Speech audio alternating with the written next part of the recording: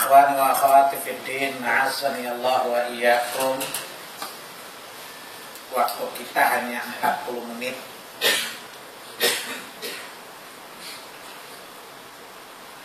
Yang hendak saya sampaikan itu ada 5 catatan berkaitan dengan Ramadan. Ya. Tapi saya berusaha sebisa mungkin ya. Baik, catatan yang pertama adalah mungkin. Catatan yang pertama adalah mungkin. Maksudnya adalah ketika Anda melakukan ibadah apa saja, ketika Anda melakukan amal apa saja, apalagi Ramadan, yang pertama ada di benak Anda adalah kata mungkin. Mungkin ini Ramadan terakhirku. Itu yang pertama. Jelas? Itu catatan yang pertama. Kalau ditanya kenapa saya mendahului dengan kata mungkin, ada 9 alasan. 1, Allah katakan kalian tidak tahu apa yang menimpa kalian besok. Itu mungkin gak? Surat 31 ayat 34. Akhir dari ayat itu kata Allah, wa ma tadri nafsun ma taksibu ghadan wa ma tadri nafsun bi ayyi ardin tamut. Tidak seorang pun di antara kalian yang tahu dengan pasti apa yang terjadi padanya besok, apa yang dia kerjakan besok. Besok saja Anda tidak bisa memastikan, apalagi tahun depan. Wa ma tadri nafsun bi ayyi ardin tamut. Dan kita tidak seorang pun tahu dengan pasti di bumi mana kita akan dimatikan. Kalau tempatnya saja Anda tidak tahu, apalagi waktunya, bukan? Mungkin gak? Dan mungkin kematian itu datang lebih cepat dari yang kita bayangkan. Jangankan Ramadan akan datang, mungkin besok Anda tidak bisa menatap matahari lagi, bukan? Maka yang pertama, tanamkan dalam dirimu, mungkin ini Ramadanku yang terakhir. Yang kedua, waktu kita hidup ini menyiapkan bekal ya. Kita ini sedang menuju sebuah perjalanan. Dan dunia ini namanya darul amal, dimensi di mana kita menyiapkan bekal. Dan bekal itu adalah takwa. Dan waktu yang Allah berikan hanya sehari saja. Dia surah 2 Al-Baqarah ayat 197. Di akhir ayat itu Allah katakan fatazawwadu fa inna khairaz zadi taqwa wattaquni ya ulil albab. Maka berbekallah kalian, dan sebaik-baik bekal adalah takwa. Jadi kita disuruh bersiap-siap kan? Perjalanan jauh membutuhkan banyak energi, membutuhkan banyak biaya, membutuhkan banyak bekal. Dan Allah bilang berbekallah kalian. Dan Allah katakan bekal itu takwa dan sebaik-baik bekal. Dan Allah bilang, aku hanya beri Allah kesempatan cuma sehari. Surah 59 ayat 18 dan 19. Ya ayyuhalladzina amanu taqullaha wa tanzur nafsum ma qaddamat lighadin wattaqullaha innallaha khabirum bima ta'malun. Wahai orang-orang yang beriman, bertakwalah kalian kepada Allah. Maksudnya berbekalah kalian ya. Dan hendaklah kalian masing-masing perhatikan sudah bertakwa atau belum. Karena itu bekal yang datang menuju Allah Tabaraka wa Ta'ala. Untuk hari esok, Allah berikan tenggat waktu kapan? Besok kan? Allah tidak berikan kita 2 hari loh. Allah hanya berikan kita sehari. Karena besok kita tidak tahu apa yang terjadi kan? Dan milik kita hari ini bukan? Dan Allah katakan 2, kamu segera bersiap untuk besok, karena kamu tidak tahu besok apa yang terjadi untukmu. Boleh jadi hari ini hari terakhirmu, bukan? Jelas? Itu kenapa kita menggunakan kata mungkin. Yang ketiga, kenapa kita menggunakan kata mungkin?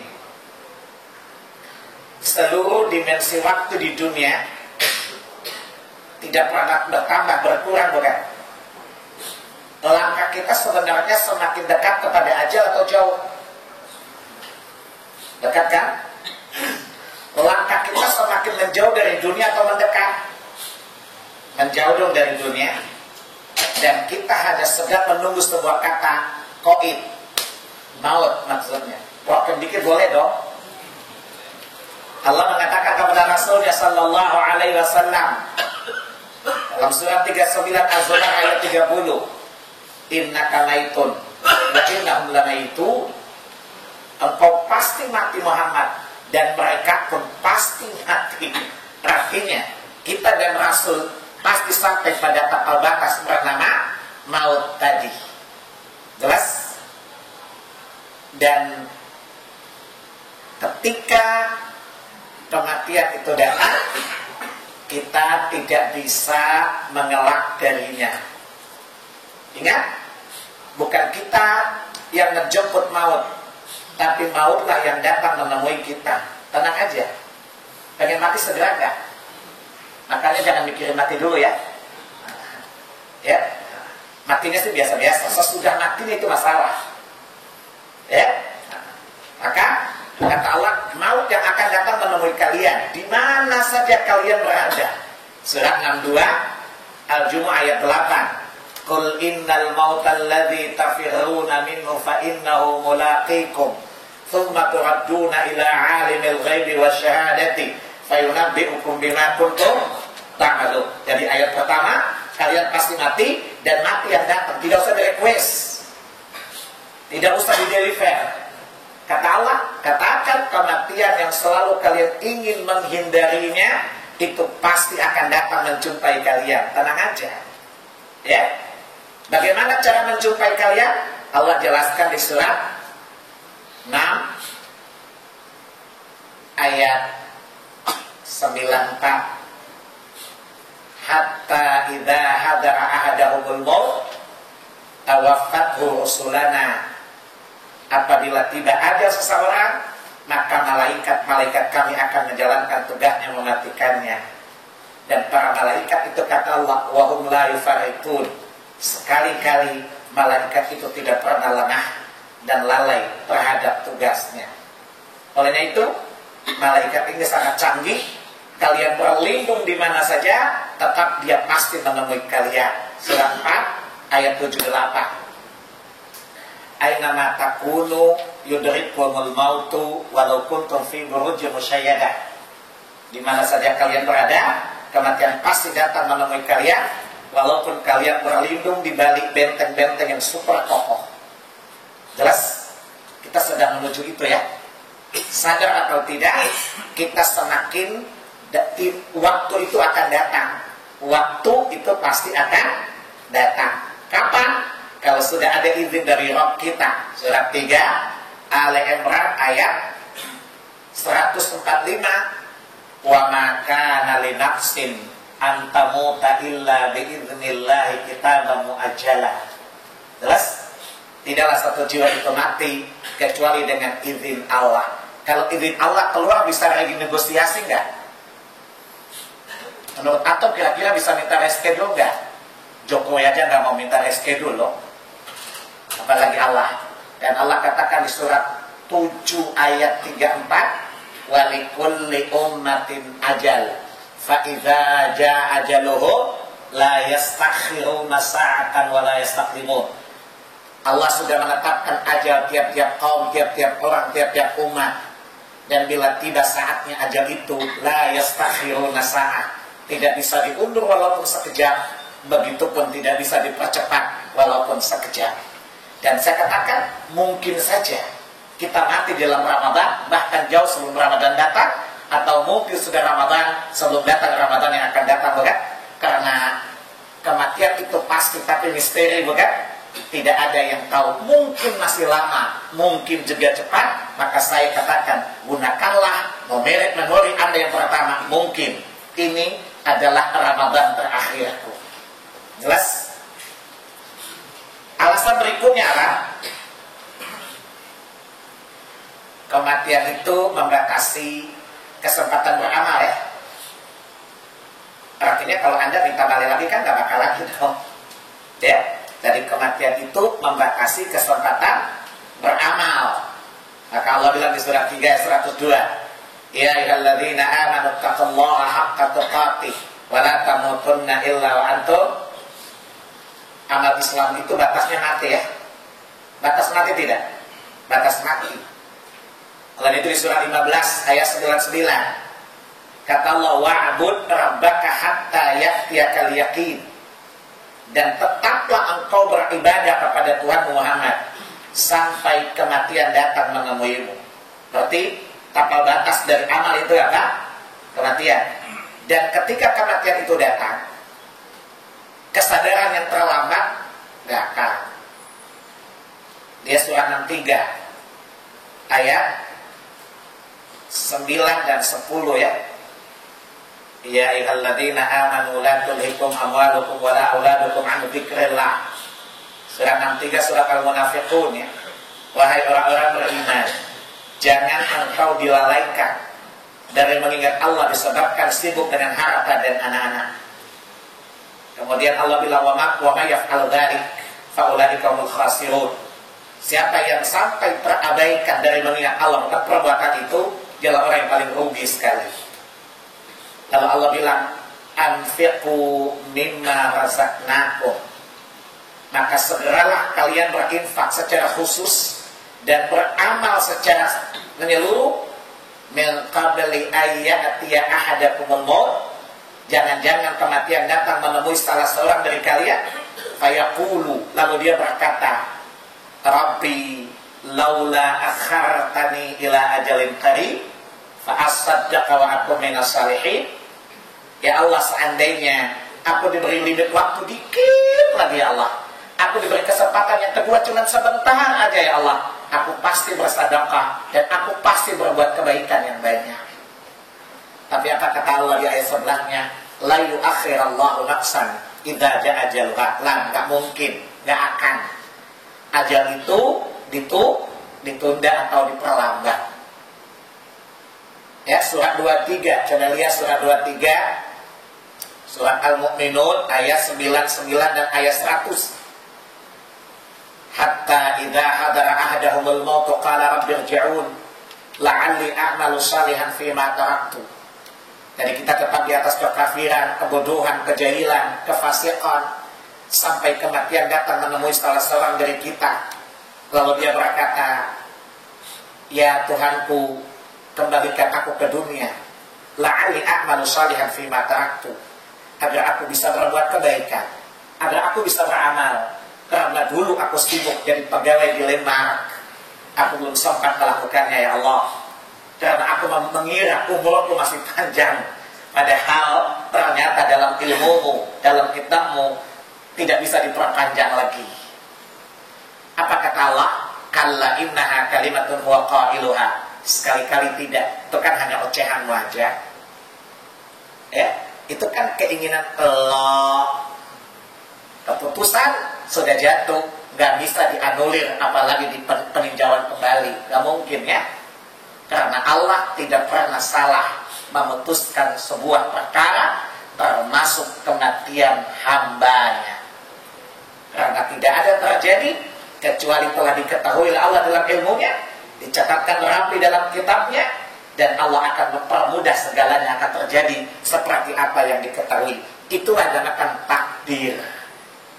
Takdir itu apa? Segala sesuatu sebelum terjadi telah diketahui oleh Allah.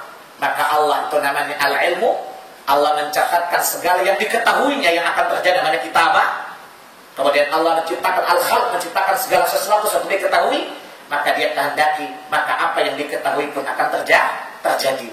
Dan tidak ada yang salah pada takdir Allah Subhanahu wa ta'ala, termasuk ketetapan ajal tadi. Kemudian alasan berikutnya, kenapa kita ini mungkin, karena manusia ini kan suka berangan-angan loh, panjang angan-angannya. Ya, coba lihat, biasa kata yang identik dengan angan-angan itu nanti ya. Nanti kalau udah selesai kuliah ya, nanti kalau sudah kerja, nanti kalau sudah menikah, nanti aja terus gitu ya. Kok belum ngaji, nanti 40 tahun gitu ya. Nanti gitu loh. Nanti kalau udah pensiun Bapak ya begitu ya. Nanti kalau udah pensiun, ternyata meninggal sebelum pensiun kan. Maka setan bilang, kalau ada orang bilang nanti, setan bilang lu gue banget gitu loh. Dan penyakit yang ditanamkan di dalam hati manusia namanya tamani, angan-angan kosong, angan-angan yang panjang tadi. Dan itu salah satu sumpah dari sumpah iblis di hadapan Allah Tabaraka wa Ta'ala. Lihat surah 4 ayat 119 sampai 120 ya. La'anallah wa qala la'attakhidanna min ibadika nasiban mafruḍa. Setan yang bilang, Allah berkata, aku pasti mengambil bagian tertentu dari hambamu. Kalau aku begini nggak bisa, aku begini nggak bisa. Salah satunya apa? Wala udillannahum wala umanniyannahum. Ya, aku akan sesatkan mereka dan aku bangkitkan angan-angan kosong mereka. Biasa kita kan Ramadan kali ini kenapa? Karena kita selalu berangan-angan ketemu Ramadan besok kan? Betul? Nanti Ramadan besok mesti ada Ramadan lagi, menghayal loh, gitu ya.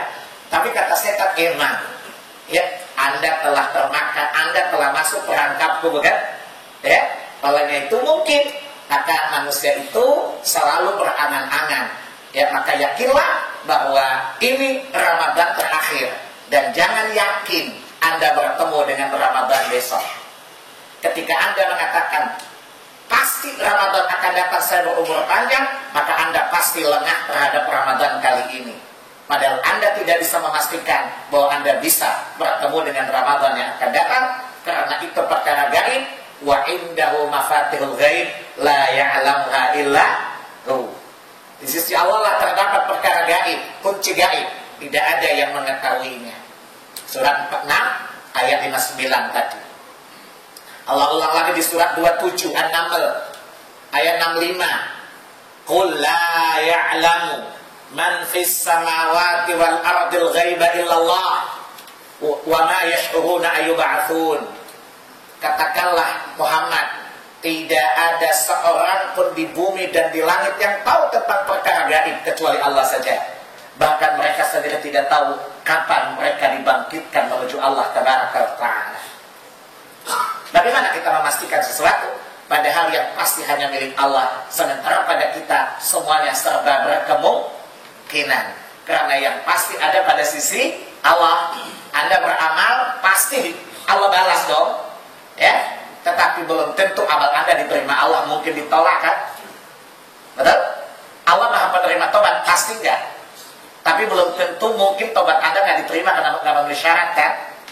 Jelas? Jadi yang pasti ada pada Allah, tetapi semua pada manusia selalu ada kata kemungkinan. Mungkin diterima, mungkin ditolak. Mungkin ditolak, mungkin juga diterima. Tapi Allah yang pasti tidak pernah mengingkari janjinya. Karena innallaha la yukhliful mi'ad. Allah sama sekali tidak pernah apa? Mengingkari janjinya. Perhatikan, kemudian Nabi wasiatkan kita. Kenapa berkemungkinan? Nabi wasiatkan kita apa? Dua hal.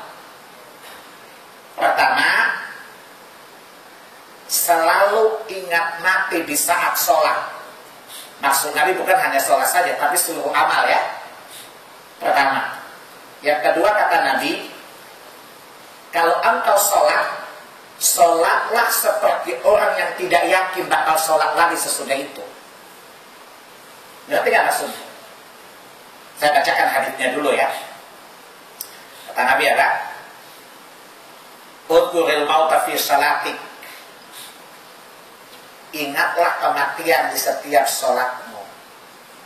Jadi Nabi mengatakan kalau kamu mau sholat ingat mati loh. Kan tadi saya bilang dimensi waktu semuanya bermuara pada kematian kan. Kalau Anda tahu, jangan Anda takut kematian. Yang Anda takutkan adalah sesudah kematian itu kan. Maka Anda tentunya mempersiapkan yang terbaik sesudah kematian itu kan. Jadi ketika Anda sholat, Anda membayangkan bahwa Anda akan bertemu Allah dan Allah minta yang terbaik darimu, Anda pasti memperbagus dong. Jelas? Makanya apa kata Nabi? Udhuril mauta fi shalatik. Hendaklah engkau selalu ingat mati di saat engkau sholat, di setiap sholatmu. Ini relevan dengan ayat Al-Quran ya. Surat 2 Al-Baqarah ayat 46 ya. Ya. Kata Allah Pak, Ista'inu bisabri wassalah. Innaha lakabiratun ilal khashi'in alladzina yadhunnuna annahum mulaqu rabbihim wa annahum ilaihi raji'un. Berdoalah, salatlah dan bersabarlah. Salat itu memang berat, kecuali orang-orang yang khusyuk. Siapa orang yang khusyuk? Yang meyakini adanya pertemuan dengan Allah Subhanahu wa ta'ala. Di sini Allah mendefinisikan makna khusyuk, tunduk. Ketundukan itu datang karena adanya keyakinan bertemu dengan Allah Tabaraka wa ta'ala. Dan Anda, saya, kita semua tidak mungkin bertemu Allah kecuali setelah kematian. Untuk dimintai pertanggung jawaban. Oleh itu kata Nabi, udkhulil mauta fi salati. Selalulah engkau ingat mati di setiap salatmu. Nabi beri alasan apa? Fa innar rajula idza dzakara al-mauta fi salatihi lahariyun wa yuhsinu salatahu. Sebab sungguh apabila seseorang selalu ingat mati dalam salatnya, maka dia pasti akan mengoptimalkan dan memperbagus salatnya itu. Kan? Kata Nabi dalam Sahih Muslim apa? Innal a'malu bi khawatimi. Sesungguhnya amal-amal itu tergantung yang terakhir, bukan? Maka setiap orang meyakini mungkin ini yang terakhir, maka dia pasti perbagus dia, bukan? Karena dia ingin kembali kepada Allah dalam keadaan diridhai oleh Allah Tabaraka wa ta'ala. Sehingga dia tidak yakin akan ibadah sesudah itu lagi, sehingga dia berusaha menjadikan itu yang terbaik dibandingkan yang pernah dia lakukan. Kemudian Nabi sallallahu alaihi wasallam mengatakan, wa shalla salata rajuli la yadhunnu annahu yusalli salatan ghairaha. Salatlah kamu seperti salat seseorang yang tidak yakin akan salat sesudah salat itu. Maksud Nabi apa? Kamu salat loh, emang yakin bertemu asar? Gak yakin kan? Yakin gak ketemu asar? Kalau yakin ya loh. Kita tidak yakin kan? Maka karena Anda tidak yakin bertemu asar, perbaguslah salat lohormu tadi. Kalau Anda bertemu asar, Anda tidak yakin. Tanamkan Anda tidak yakin bertemu maghrib, maka perbaguslah asarmu itu. Ketika Anda bertemu maghrib, maksud Nabi, perbaguslah dia. Karena demi Allah kamu tidak bisa yakin bertemu di waktu Isya. Ya, kemungkinan bukan. Kalau sholatnya pun demikian, maka Ramadan pun demikian, bukan? Jadi itulah kenapa saya katakan, jadikan pertama di memorimu tanamkan, mungkin ini Ramadan yang terakhir. Karena Ramadan yang terakhir, fa'ahsin, perbaguslah kualitas Ramadanmu itu, agar mudah-mudahan itulah amal yang terakhir. Karena dengannya, apabila engkau beramal dengan amalan yang sempurna, kesalahan yang lalu diampuni. Kan kebaikan itu menghapus keburukan, bukan? Antara Ramadan dan Ramadan ada ampunan, bukan? Kalau dia kualitasnya bagus, maka dia bisa menutupi kekurangan-kekurangan di waktu yang lalu. Kalau tobat dengan tobat yang sungguh-sungguh pada Ramadan itu, kalau kita beramal dengan amalan yang sungguh-sungguh pada hari itu, bukankah seluruh dosa kita di masa lalu diampuni Allah Tabaraka wa ta'ala? Tapi dengan syarat, perbaguslah kata Nabi tadi. Karena Anda tidak yakin masih bisa bertemu dengan Ramadan yang akan datang. Hadits ini diriwayatkan oleh Ad-Dailami dalam kitab Sunan Al-Firdaus, disahihkan oleh Syekh Al-Albani rahimahullah dalam As-Sahihah dalam hadits nomor 1421. Kemudian Nabi sallallahu alaihi wasallam bersabda, ya di lain hadits apa kata Nabi, al-kaisu man dana nafsuhu wa amila lima ba'dal mauti. Orang yang waras akalnya, orang yang cerdas akalnya, orang yang pintar itu adalah orang yang mampu mengalahkan nafsunya dan beramal untuk sesudah matinya. Kalau kita kan bekerja untuk hidup, ya. Tadi Nabi bilang orang cerdas itu adalah orang yang bisa mengalahkan nafsunya dan dia beramal sungguh-sungguh untuk sesudah matinya. Karena tadi saya katakan, mati itu membatasi kesempatan beramal, bukan? Berapa banyak orang minta kembali ke dunia memperbaiki segala kekhilafannya, segala kesalahannya, segala ketertinggalan amalnya, tetapi Allah tidak pernah mengizinkannya. Saya kata Nabi, orang yang cerdas adalah orang yang bisa mengalahkan nafsunya, menundukkan nafsunya. Atau pada riwayat Ahmad kata Nabi, la yu'minu ahadukum hatta yakunu hawahu taba'an lima ji'tu bih. Tidak beriman salah seorang dari kalian sampai hawa nafsunya tunduk kepada apa yang aku bawa. Dan itulah orang yang cerdas, kata Rasulullah sallallahu alaihi wasallam. Kemudian kata Nabi sallallahu alaihi wasallam, wa ajizu man atba'a nafsahu hawahu wa tamanna 'ala Allah yughfar. Dan orang yang paling bodoh, orang yang paling lemah akalnya adalah orang yang memperturutkan hawa nafsunya tapi berangan-angan diampuni oleh Allah. Contoh, dia berbuat sekehendak hatinya, itu dosa lo. Iya, Allah Maha ngerti, Allah Maha pengampun, kok itu aja kok repot. Menghayal nggak itu? Menghayal nggak? Jadi nafsunya diperturuti, diingatkan, itu dosa lo. Iya, tenang aja, Allah Maha pengampun kok. Dibelagu nggak? Jadi dia memperturutkan hawa nafsunya, tapi dia menghayal diampuni oleh Allah tanpa dia melakukan taubat dengan taubat yang sesungguhnya. Itu pertama. Yang kedua, dia mengira bahwa dia bakal bertaubat, tetapi ternyata ajal mendahulunya, bukan? Kira-kira apa jawaban setan? Nyahok lo, kira-kira gitu ya. Emang lu gue banget gitu loh. Apa kata setan? Welcome to calon BBM. Bahan bakar neraka, lu sama gue sama kan? Makanya jangan belagu lo, kata setan. Di dunia lu bilang apa? A'udzubillahi minasyaitonir rajim. Sesama setan kok saling melaknat. Na'udzubillahi, kira-kira setan Ambon begitu kira-kira. Na'udzubillahi, bali a'udzubillah. Jelas? Boleh ditambah nggak? Nggak usah tanya jawab ya. Yang kedua, harus yang terbaik. Yang kedua yang tertanam di benak kita apa? Harus yang terbaik. Kan semuanya seberapa kemungkinan bukan? Yang kedua adalah harus yang terbaik. Kenapa? Allah tidak mewajibkan kamu sekedar memperbanyak amal, tapi yang Allah syariatkan kepadamu yang paling utama adalah memperbagusnya.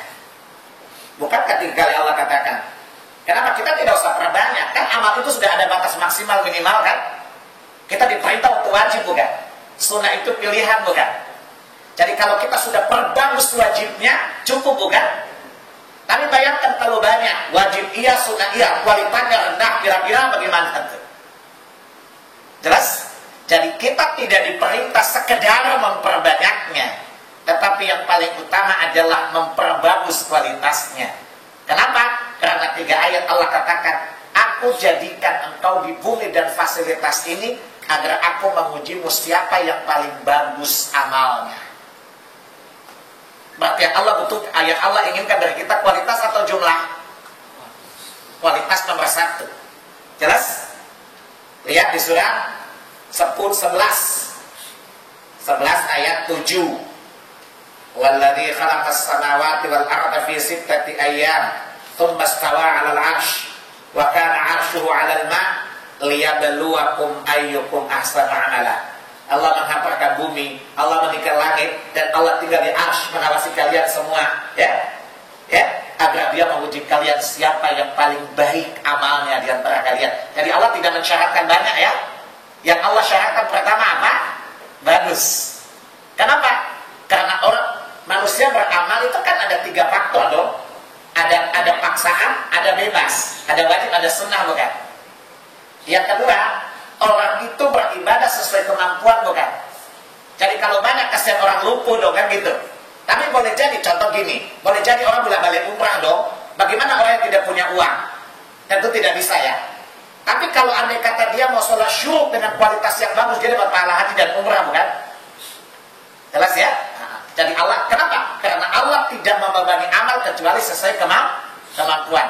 Yang ketiga, manusia beramal sesuai umurnya dong. Ada yang umurnya panjang, ada yang umurnya sedikit bukan? Kalau berdasarkan jumlah orang yang umurnya sedikit, gak masuk surga dong. Paham? Tetapi yang Allah lihat kualitasnya bukan? Ya? Yang Allah lihat adalah kualitasnya. Makanya Allah bilang agar Dia menguji kalian siapa yang paling baik amalnya. Allah ulang lagi Di surat 18 ayat 7. Inna ja'alna 'alal ardi zinatan laha linabluwahum ayyuhum ahsanu amala. Allah memberi fasilitas untuk kalian seluruh di bumi ini. Silakan Anda nikmati. Tapi ketahuilah Allah menguji kalian siapa yang paling baik amalnya. Ya, kemudian terakhir di surat 67 ayat 2. Surat Al-Mulk. Kata Allah, "Alladzi khalaqal mauta wal hayata liyabluwakum ayyukum ahsanu amala wa huwal azizul ghafur." Dia Allah menciptakan kematian dan kehidupan agar dia menguji kalian siapa yang paling bagus amalnya. Akhir, boleh start tambah kurang 10 menit loh, nggak korupsi kan? Nah, kualitas amal itu ditentukan oleh 3 triple ridho. Jadi kalau kita ingin beramal, amal aja dengan 3 kata ridho. Pertama, jangan kamu beramal, jangan kamu beribadah kecuali mencari keridhaan Allah. Ridha Allah yang pertama jadi tujuannya. Jadi jangan puasa buat langsing, apalagi ingin jadi jabatan loh. Jadi jangan bersedekah fasa mendapatkan mercy, ya, tetapi mengharapkan keridhaan Allah tabaraka wa ta'ala. Dalil yang pertama, surat 48, surat Al-Fat ayat 29. Muhammadur Rasulullah walladzina ma'ahu asyidda'u 'alal kuffar ruhama'u bainahum tarahum ruk'an sujadan yabtaghuna fadlan minallahi wa ridwana. Muhammad dan utusan Muhammad Rasulullah tabaraka wa ta'ala yang terakhir dan orang-orang yang mengikutinya memiliki karakter pertama tegas kepada orang kafir, maka mereka tidak pernah segan untuk berjihad. Mereka paling saling menyayangi, makanya tidak heran orang Ansar itu merelakan hartanya untuk orang Muhajirin, saling sayang menyayangi. Begitu juga orang Muhajirin.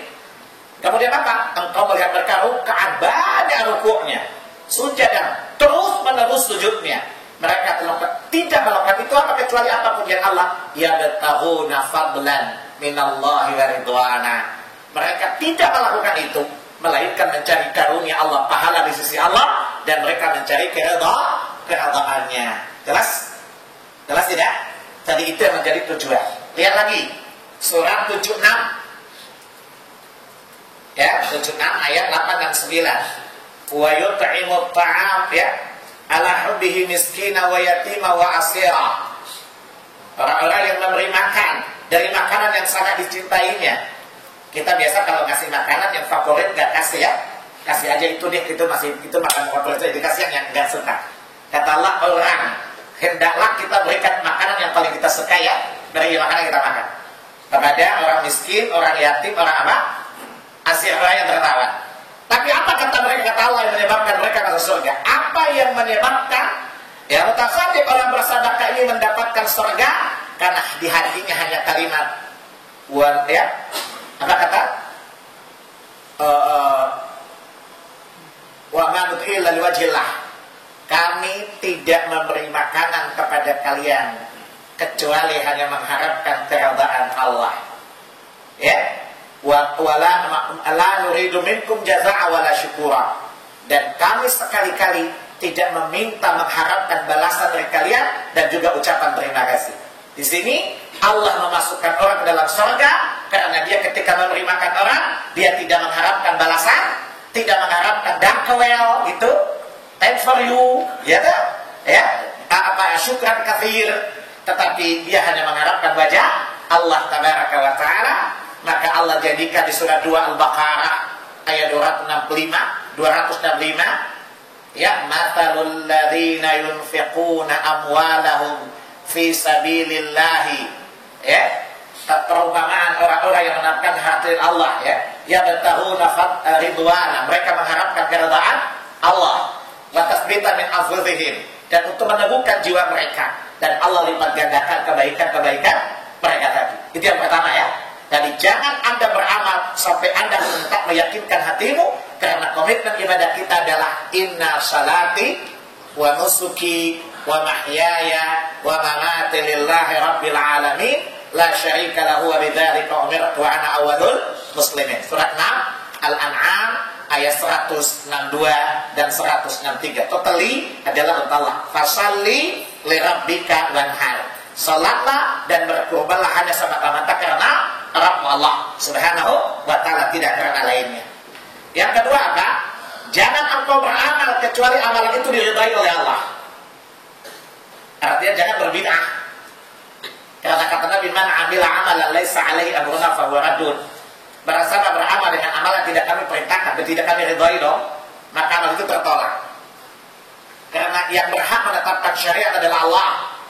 Maka siapa yang beramal dengan sesuatu tidak syariatkan Allah, maka dia telah mempersekutukan Allah dalam tasyri', dalam penetapan syariat. Dia surat 42 ayat 21, am lahum syuraka'u syara'u lahum minad dini ma lam ya'dzan bihillah. Apakah mereka punya sekutu-sekutu selain Allah yang mensyariatkan kepada mereka aturan-aturan agama yang tidak Allah izinkan? Jelas? Jadi jangan kita beramal, jangan kita membuat syariat kecuali kita yakin itu disyariatkan oleh Allah Tabaraka wa Ta'ala. Bagaimana caranya? Allah tidak meridai siapapun dan tidak meridai amal siapapun kecuali Rasul, bukan? Maka iktibalah kepada Rasul karena dia orang yang diridai dan amal-amalnya diridai oleh Allah Tabaraka wa Ta'ala. Surat 4 ayat 80. Surat 4 ayat 80 surat An-Nisa. Wa may yuti'ir rasul faqad ata Allah wa man tawalla fama arsalnaka 'alaihim hafidha. Wujud keridhaan kita mencari ridha dengan ketaatan, bukan? Kalau Anda mencari ridha Allah dengan ketaatan, bukan? Allah bilang, kalian tidak pernah mencapai ketaatan yang sempurna kecuali taat Rasul, ya. Maka siapa yang mentaati Rasul, maka semua dia telah mentaati Allah, ya.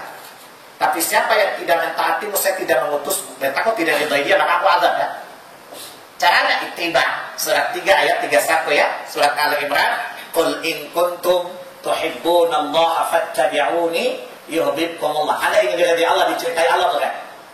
Maka Anda harus wujudkan cinta Anda kepada Allah, bukan? Cinta Anda itu dengan ketaatan dan ibadah, bukan?